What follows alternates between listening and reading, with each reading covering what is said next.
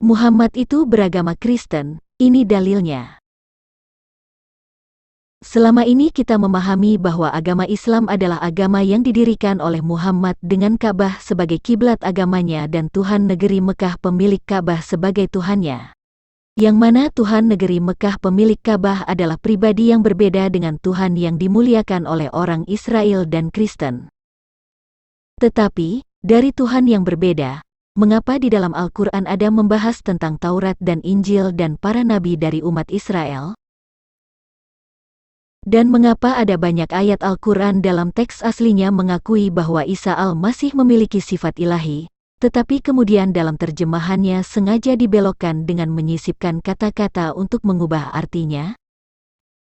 Ternyata di dalam Al-Quran ada dua sosok Allah yang berbeda, yaitu yang berfirman langsung kepada para nabi sebelumnya dan Allah yang hanya ada di belakang tabir, antara Tuhan yang menurunkan Taurat dan Injil dan Tuhan negeri Mekah pemilik Ka'bah.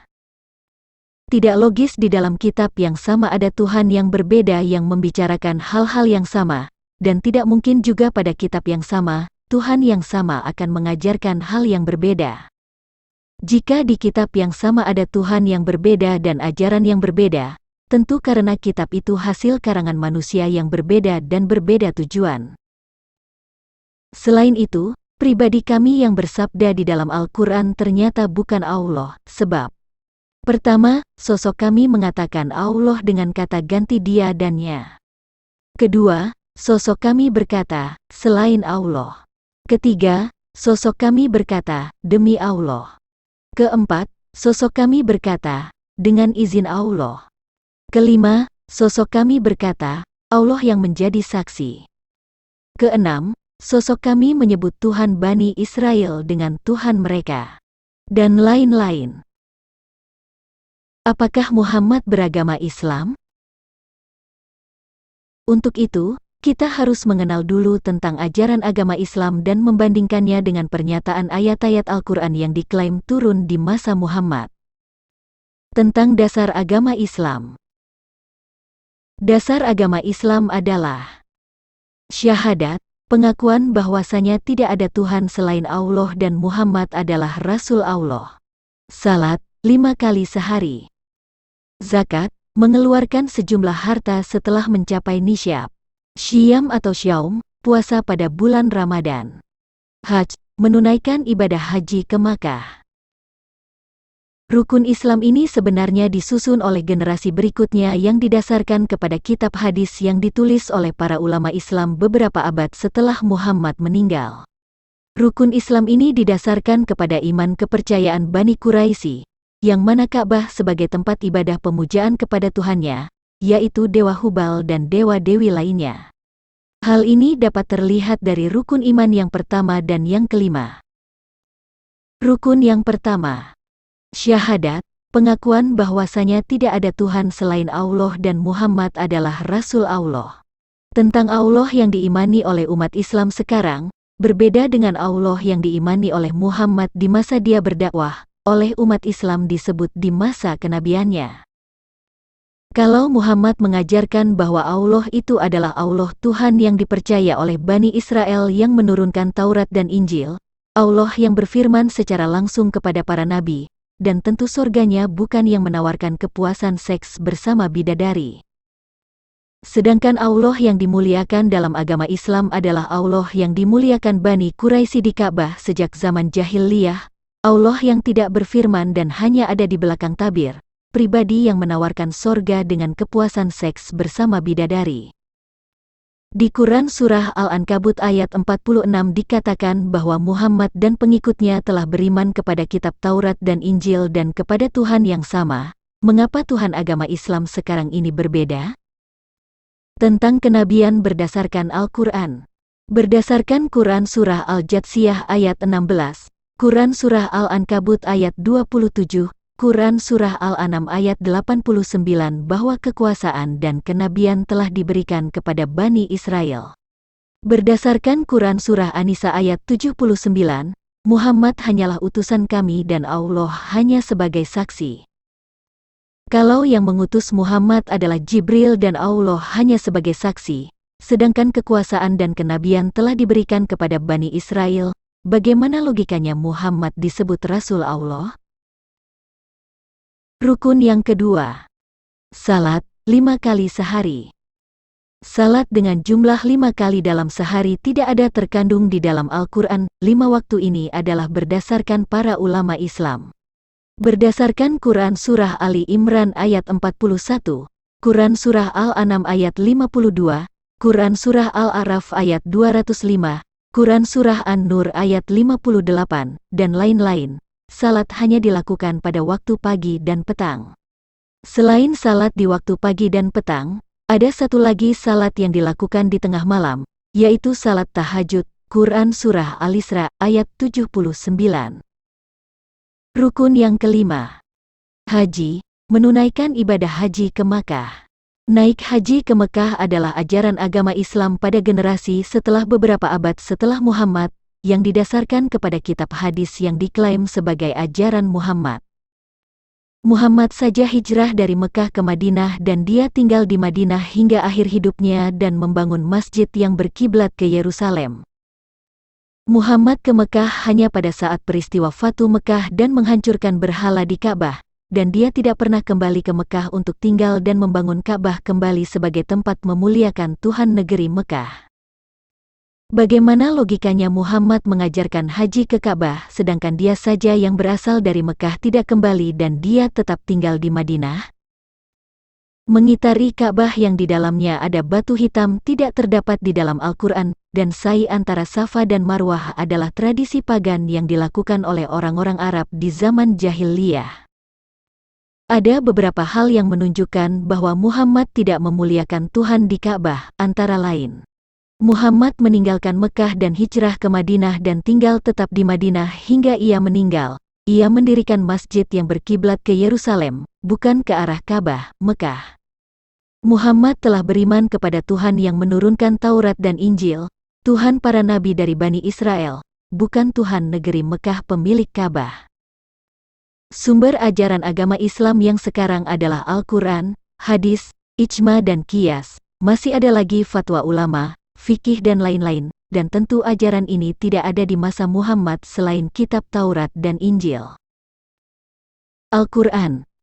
Berdasarkan Quran Surah Al-Haqqah ayat 40, Quran Surah At-Tawir ayat 19 dikatakan bahwa Al-Quran itu adalah benar-benar perkataan Rasul yang mulia. Namun di dalam agama Islam, mereka mengklaim bahwa Al-Quran itu adalah wahyu dari Allah yang diterima Muhammad, dan Al-Quran ini wajib dibaca dan dihafal dalam bahasa Arab, tetapi tidak penting memahami artinya. Hadis.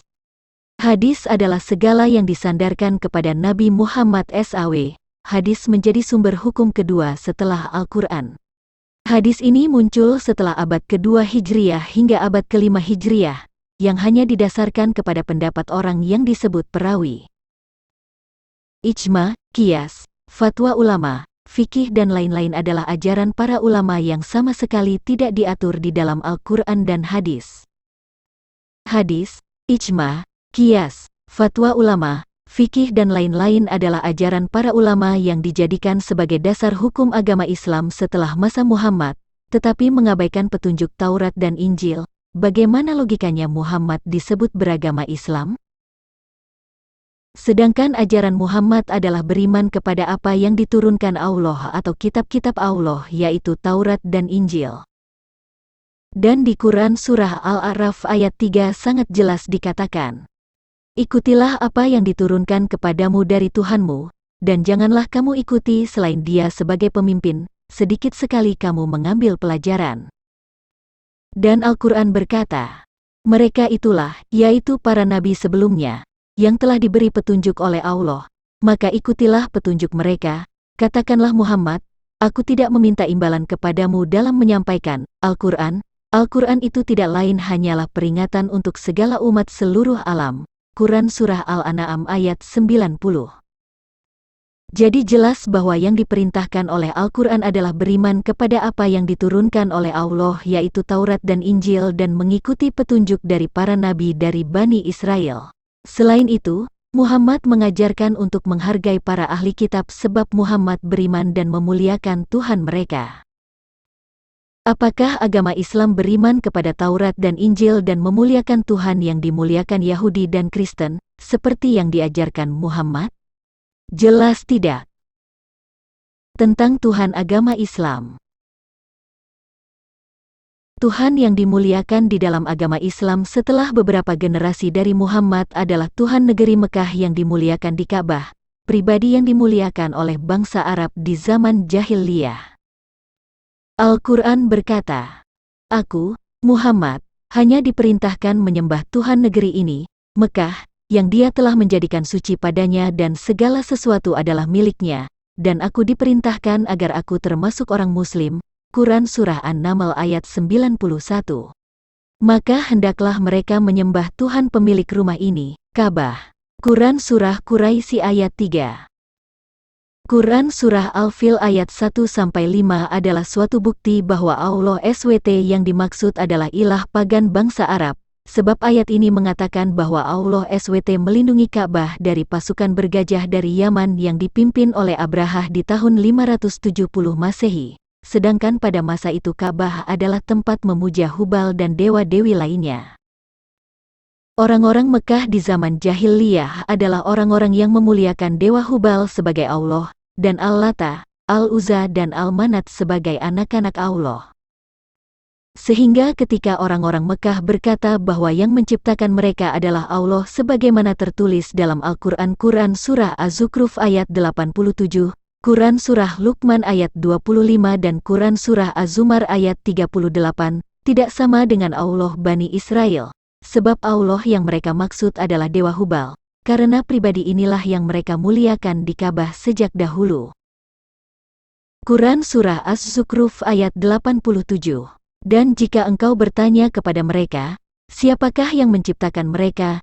Niscaya mereka menjawab, Allah, jadi bagaimana mereka dapat dipalingkan dari menyembah Allah? Quran Surah Luqman ayat 25. Dan sungguh, jika engkau Muhammad tanyakan kepada mereka, siapakah yang menciptakan langit dan bumi, tentu mereka akan menjawab, Allah. Katakanlah, segala puji bagi Allah, tetapi kebanyakan mereka tidak mengetahui. Quran Surah Az-Zumar ayat 38. Dan sungguh, jika engkau tanyakan kepada mereka, siapakah yang menciptakan langit dan bumi, niscaya mereka menjawab, Allah. Katakanlah, kalau begitu tahukah kamu tentang apa yang kamu sembah selain Allah? Jika Allah hendak mendatangkan bencana kepadaku, apakah mereka mampu menghilangkan bencana itu? Atau jika Allah hendak memberi rahmat kepadaku, apakah mereka dapat mencegah rahmatnya? Katakanlah, cukuplah Allah bagiku, kepadanya lah orang-orang yang bertawakal berserah diri. Allah yang mereka imani hanyalah berdasarkan dugaan semata, lalu mereka mendirikan berhala sebagai media untuk menyembahnya, tetapi sama sekali Tuhan mereka tidak pernah menyatakan diri dan memberi petunjuk akan kebenaran Tuhan mereka. Quran Surah An-Naml ayat 91 dan Quran Surah Al-Quraisy ayat 3 adalah ayat yang memerintahkan untuk menyembah Tuhan negeri Mekah pemilik Ka'bah yang diklaim sebagai wahyu yang diterima Muhammad ketika dia berada di Mekah. Dan Quran Surah Al-Isra ayat 1 mengatakan bahwa Allah telah memperjalankan Muhammad pada suatu malam dari Al-Masjidil Haram ke Al-Masjidil Aqsa. Menurut para ulama peristiwa ini terjadi antara tahun 620 sampai 622 Masehi. Tetapi fakta sejarah mengatakan bahwa pada tahun 622 Masehi Muhammad hijrah ke Madinah yang semakin jauh dari Ka'bah, dan di Madinah Muhammad justru membangun masjid yang berkiblat ke Yerusalem.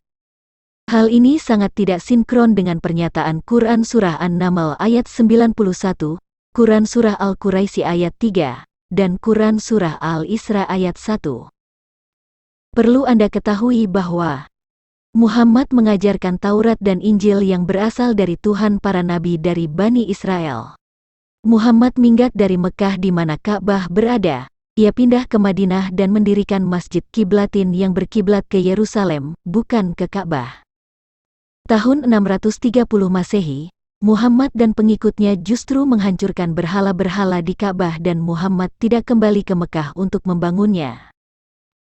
Ayat-ayat Al-Quran yang mengatakan bahwa Muhammad memuliakan Tuhan negeri Mekah pemilik Ka'bah sangat patut diragukan, karena selama Muhammad berdakwah dia justru mengabarkan tentang Taurat dan Injil, bukan tentang agama leluhurnya.